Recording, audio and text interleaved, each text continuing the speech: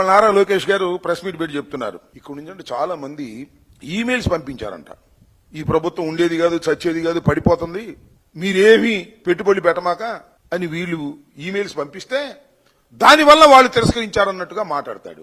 ఆ ఈమెయిల్ పంపించింది ఎవరయ్యా అంటే పెద్దిరెడ్డి గారి ప్రోత్సాహంతో మురళీకృష్ణ అనే ఆయన పంపించాయంట.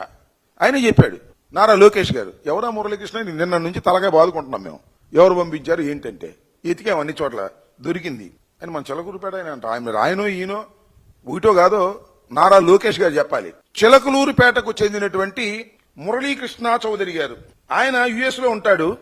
100కి 100 పాళ్లు తెలుగుదేశం అభిమాని, తెలుగుదేశం కోసం కృషి చేసినటువంటి వ్యక్తి, తెలుగుదేశం పార్టీ అధికారంలోకి రావాలని అహర్నిశలు కష్టపడ్డాడు.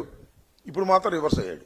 ఎందుకయ్యాడా బాబు అంటే చిలకలూరుపేటలో ఆయన ప్రాపర్టీని కాజేయడానికి అక్కడ స్థానిక శాసనసభ్యులు ప్రయత్నం చేశాయంట.